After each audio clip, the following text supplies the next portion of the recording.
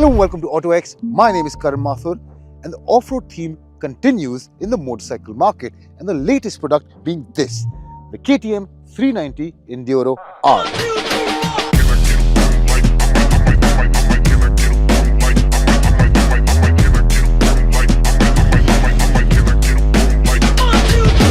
Well, it's based on the 390 Adventure, but is it better than the 390 Adventure? And do 390 owners have to stop making Frankenstein-looking motorcycles in order to go off-road? Well, we have it with us today. We're testing it out thoroughly, and we're at the Pro Dirt Adventure Park. So let's get started. We have a lot to talk about.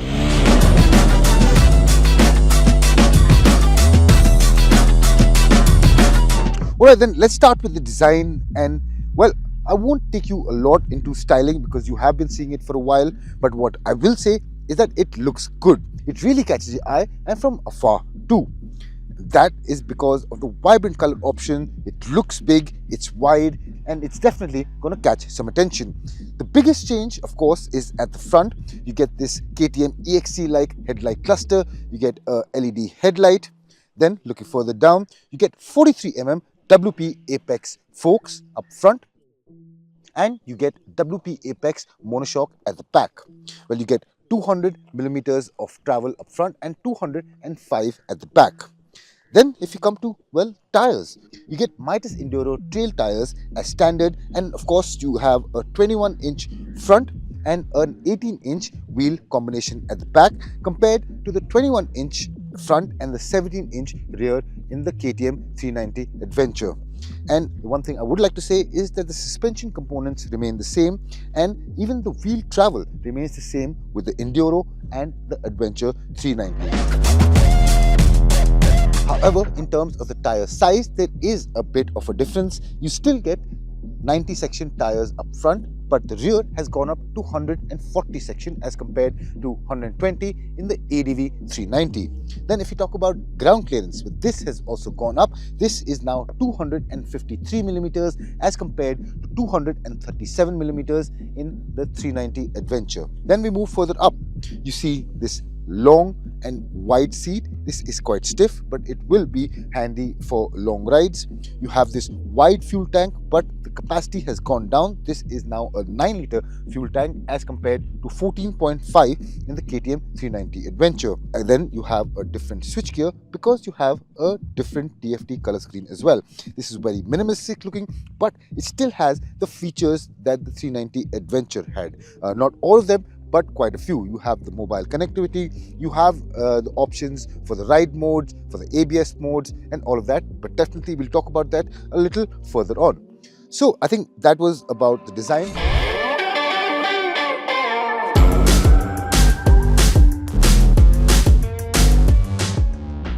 Alright, now let's talk about ergonomics, and those are as they should be for an off-road motorcycle. It's tall, and shorter riders like myself will have a bit of a learning curve when they first get on. One thing which makes it a little harder are these pillion grab rails. They stick out and up, and while getting on, they sometimes catch your leg. Now, as you guys can see, now I can't flat foot both legs at all. What I can do is keep one leg down at a time, but I think that's enough. It's, of course, as I said, a learning curve, but you will get used to it. It just takes a bit of time. One thing which I really liked was the seat on offer. It's long, it's wide, and it's firm, which means it'll be comfortable for city journeys and for longer journeys as well. And because it's long, you can scoop right up in front, and which will be required for getting traction in slippery conditions. One thing which KTM says is that they've worked hard on the riding position while sitting and while standing up as well, and that shows. I can really get a good hold of the bike because the foot pegs are placed in a pretty central position. The handlebars fall easily to my hands while standing up or while sitting down as well. So overall, I think it's a comfortable motorcycle for all kinds of scenarios. But one issue which I did face was these white plastic panels. Now this is a problem which I found with the 390 Adventure as well, where the side panels tend to get scratched up or scuffed up after a day's use with off-road boots. Next, if we come to features, well, of course, you get all the basics, which include dual channel ABS, you get traction control, you get ride modes, you get ABS modes. And then if you talk about updates to the new 390 Enduro, well, we start with the switchgear. You have a new switchgear altogether. The right might look familiar. On the left, you have this toggle switch, which is pretty tactile. It feels good. It's pretty high quality. And then you also have a dedicated ABS switch, which if you hold, turns off the ABS on the move, which will be quite handy when you have to turn off ABS in emergency situation. And then you have the screen itself. It's pretty minimalistic looking, but the display is pretty crisp and it's easy to read in peak sunlight. It gives you all the information you require. As you guys can see, I'm in off-road mode right now. My TC is on, but my rear ABS is off. And if I just cycle through, I can go to ride modes. I can change the different ride modes. You have two ride modes, which is street and off-road. This doesn't need anything more, unlike the ADV 390, which also gets rain mode. Then you can also configure the off-road mode, which means you can switch off TC altogether, switch off quick shifter, and you also have a display mode, which means you can have the standard mode or you can have a reduced mode, which I'd like to show you. As you guys can see, it's pretty clean and gives you the right kind of information which you want when focusing on the trail ahead. Furthermore, you also have fully adjustable suspension, which is 20 clicks adjustable for compression and rebound at the front and 10-step adjustable for preload monoshock at the rear. Then you of course have pigmented body panels like the ADV 390. Now these are dyed when the panels are made, so they don't get scratched up too easily when you tip it over. Then you have handguard, crash guard and engine guard as standard. So overall, this might be a minimalistic looking motorcycle, but it definitely has the features to compete with the best. Alright then, now let's start with the engine performance, and this is one area where the Enduro R is more or less familiar with the ADV 390. Let's start with the specs, and you get the familiar 3910cc liquid-cooled LC4C engine, which makes 46 bhp and 39 Nm of peak torque. Now, other than the changes which have been made to the engine mapping, the final drive ratio has also changed. You get a 14-tooth front and a 48-tooth rear as compared to a 14-tooth front and a 46-tooth rear for the ADV 390. Now, what that has resulted in is a motorcycle that feels torquey, and because the weight has gone down to 170 kgs, it feels peppy from the get-go.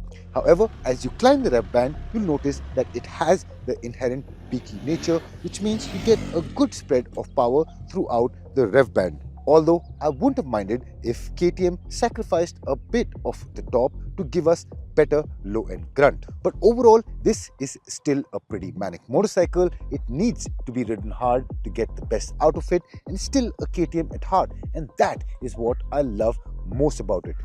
Now, complementing the engine is the same 6-speed gearbox, and the ratio feel quite tall, especially in higher gears. First and second gears is what's best suited for slow-moving city traffic or for off-road trails or for technical dirt bikes like we're in right now. And then if we quickly touch upon the brakes, they still have the bitey and positive feeling that you got with the ADV 390. However, at the front, the disc size has gone down to 285mm as compared to 320mm. But I don't think that's affected braking efficiency too much because of the lighter weight of this motorcycle. When it comes to the ride and handling, what I've realized is that your expectations of the KTM Enduro R can determine the outcome. If you expect to get the same exact specifications as the international model, you might end up dismissing it altogether. However, if you approach it with an open mind, you'll realize it is more than just numbers on paper. First and foremost, the Indian and international spec variants get the same exact WP Apex forks and monoshock, but with reduced travel. 200 and 205mm versus 230mm on both ends for the international model. While that has resulted in less ground clearance, it also means a 30mm shorter seat height to make it more accessible. And being a niche product in India is already a difficult proposition to sell, and I can understand why KTM India chose the specs that they did. This will be easier for beginners and more than enough for mid-level weekend. In my experience, the Enduro R is actually quite capable and definitely the most versatile KTM built for India. You get updated tuning over the Adventure 390 and the 21 18-inch wheel combination ensures more compliance over rough road conditions. It is also fairly quick to settle if you hit a bump hard and quick. KTM has tuned the suspension over the Adventure and that has resulted in a more absorbent ride quality and solves the front bottoming issue I faced with the Adventure. However, since the travel remains the same with a larger 18-inch rear tire, it still isn't perfect. Its biggest advantage over other off-road motorcycles in the market is its on-road dynamics. It may be a better off-road machine, but based on the Duke, it still retains the ability to take corners fast. Overall, this isn't the motorcycle that will be your dedicated off-road machine or rally weapon, at least in stock form. But it certainly can be the machine that can help you do everything in equal measure. This includes the office runs, cart attacks, and off-road trail hunts. So, ladies and gentlemen, that was the KTM 390 Enduro R for you. This is definitely the most capable off-road 390 build and it's pretty versatile in its performance. However, it still has a few limitations, keeping it from being the ultimate off-road machine. This is meant for someone who likes to ride on and off the road within or near city limits, or it's for someone who already has a dedicated off-road machine but wants a second, more powerful bike in his garage. So, ladies and gentlemen, what do you guys think of the KTM 390 Enduro R? Would you pick it over the 390 Adventure? And if you like this video, please do give us a thumbs up, subscribe to our channel if you haven't, and leave us a comment. Thank you guys for watching. I'll see you guys very soon.